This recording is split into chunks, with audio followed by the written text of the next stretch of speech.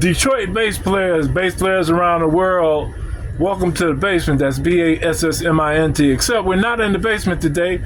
We're in the Token Lounge, and it's a big show here. Many bass players hanging out here. We got one of them. Tell us your name, sir. Tyler Clayton. Tyler Clayton, a Detroit-ish bass player.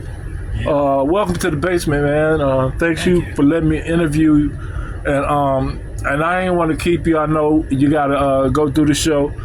We actually, in the tour bus, it was kind of noisy on the inside, so we came outside and they allowed me to come and hang out in this nice little tour bus. Tyler, let me ask you this. The first question I always like to ask is, when did you start playing the bass and why?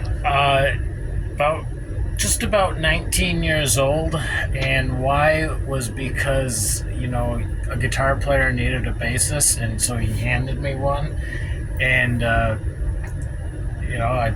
turned out I could play, but I had always been into music before. I started off playing the drums when I was a kid, and I dabbled here and there, but the guy who got me into playing really taught me music and he was an old country guitar player. What's his name? Brad Martin.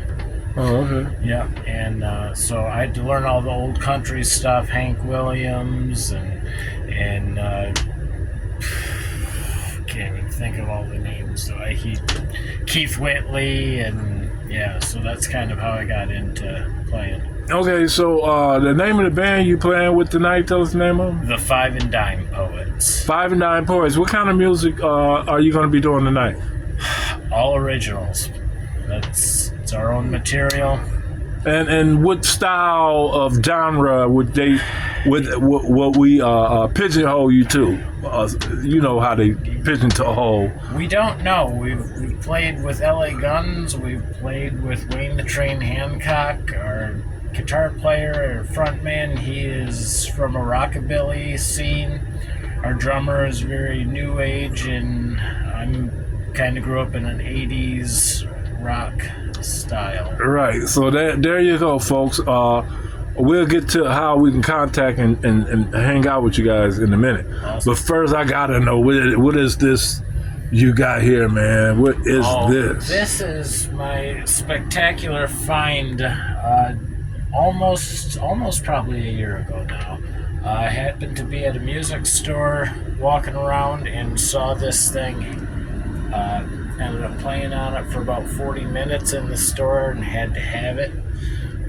It looks exactly like one of my favorite guitar players, his Les Paul, Dave Meniketti from Y&T. That's exactly what it looks like to me, too. And I just had to have it. Love it. It's like Phil Kenmore from that band is like one of my favorite bass players of all time, so I like to play a little bit of his style and stuff, too. How many basses you got, brother? Too many, as usual. I've got this one. Inside is my Yamaha, trying to remember the model, RB or BB 501, something like that, 5-string, all blacked out. It's pretty cool. Yeah, that's awesome. And speaking of favorite bass players, give me a couple of more, some of the ones that you inspire you, or favorites, or you know what I'm saying? Oh man, guys like Flea. I mean, just playing different melodies in with it, not following that same, basic stuff, but like actually parts you can hear in it. I've always been a fan of Michael Anthony's bass playing, Phil Kenmore. Victor Wooten is, I think, the greatest that's ever touched the strings.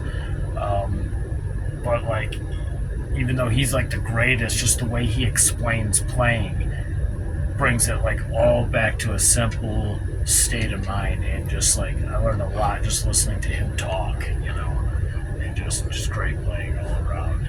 If we wanted to keep up with you and your band, Do you have like social media and stuff like that? Absolutely. You can go on to Facebook, Instagram, look up the Five and Dime Poets. You can go onto our website. Facebook is, I guess, our biggest one that we usually promote on. But yeah, just follow us there. We'll tell you when the next shows are coming up, and just come out, hang out with us. That's what we love doing the most. That's awesome. And last question, man. Is there anything you'd like to say in closing? Be kind to one another, because remember, the clothes that you wear, the food that you eat, the car that you drive, people work really hard to make that all around the world. So we're important together, not individually. And thank you, man. I really appreciate that, man. Go up there and have a wonderful show, Tyler. And thank you for this interview, brother. Thank you. All right.